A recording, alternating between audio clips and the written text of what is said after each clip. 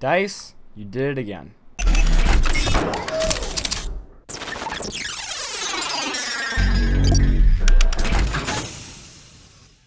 So if you haven't heard, Battlefield 1 is not broken in the traditional DICE sense. Battlefield 1 is broken in the sense that one of their main draws for destructibility, which is the Zeppelins, has not been working properly. Now, if I can, I'll find a little GIF or a GIF, whatever, put it on the screen here. But basically, these Zeppelins end up spitting fire, and they end up looking like fire tornadoes, which is horrifying and scary, but it's not what a Zeppelin's supposed to do.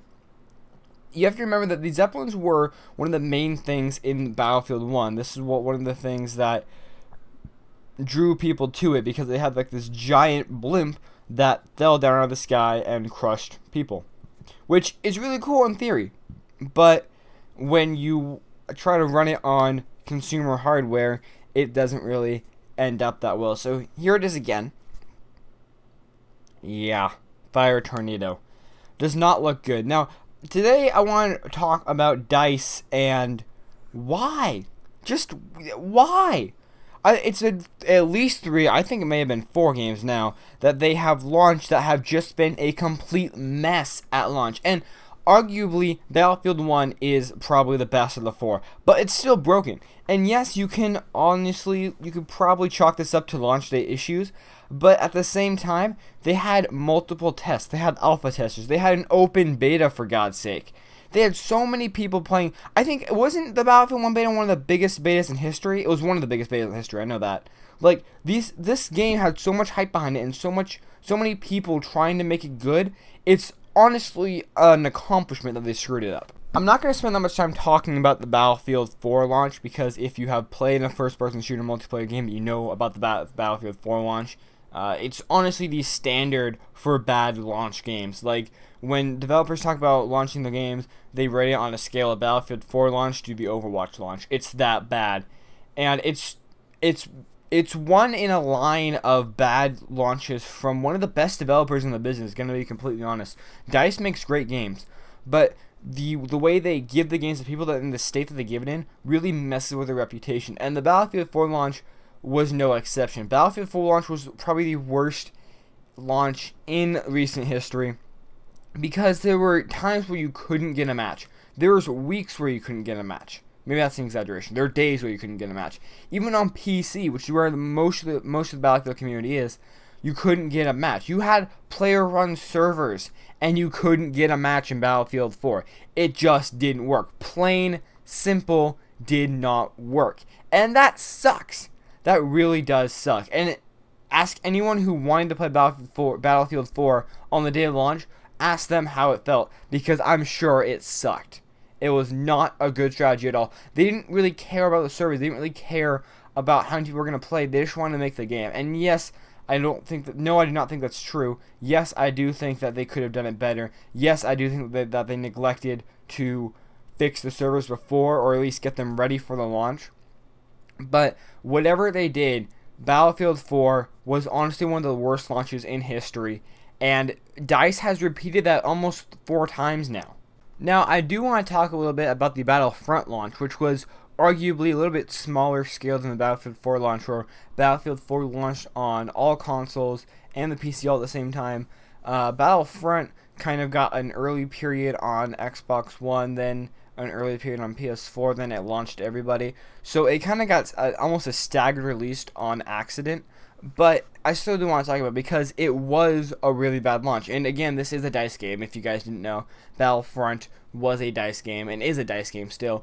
But I'm gonna read off this article from Kotaku, right? And I'll link it down the description below. But basically, they're here talking about how it's been a few weeks since the Battlefront launch. Obviously, this was written last year, but it was a few weeks when this was written, and they were still having matchmaking problems. Everything from not being able to find a game, only being able to see the match finder screen or whatever, or when they do get into games, they'll be placed on like really, really weird teams where like you have 10 versus 2, or like level 110s versus level 12s. It was not good. And since then, it has gotten better, yes. But you have to realize that it's been almost a year since the Battlefront launch, and it probably got good about 4 months ago.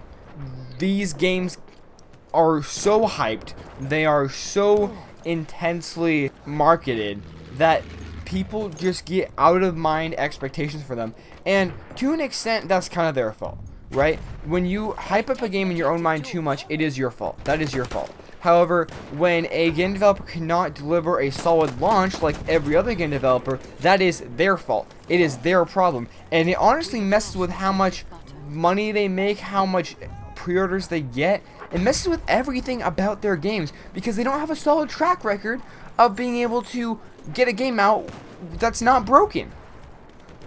I'm glad I didn't buy Battlefield 1.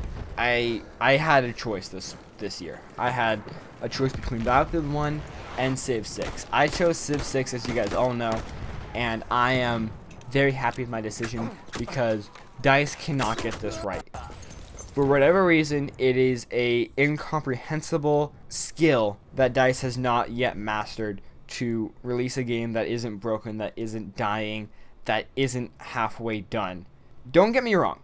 I like DICE. I like the games they make. I like their graphics. I like the way you play the games about 7 months after they're released. Because on release day, DICE games are broken, they're half finished, and at best, there's a 20-minute matchmaking line. At best. These games are so hyped, they're so overly marketed that people just flood these servers and everything goes kaboom because nothing can happen, no one gets anywhere. And let's talk about EA here for a second, because EA is in charge of the marketing as far as these games go. EA is not in the clear here either. They see the marketing, they see the reaction to the marketing, that people do want to see this game, that people do want to play this game, that people do want to pre-order this game, and they don't prepare their servers for the influx of people that's coming. It's not a good business strategy, and I don't know how it's worked for 8 years now, almost 8 years. This is crazy. This has gone on too long, honestly, and I am baffled that these DICE games keep getting pre-orders and keep getting sales out the window. It makes me crazy. And I realize that part of the reason the sales are so high this time is because Infinite Warfare is coming around. But you have to realize that on a server basis, Infinite Warfare is doing about 10 times better right now because Battlefield 1 servers are not broken, but they are severely impaired. If you're looking for a great matchmaking system, go to Call of Duty. It might suck, it might be a really bad game, but at least the servers work. DICE sucks. But they make good games. They really do.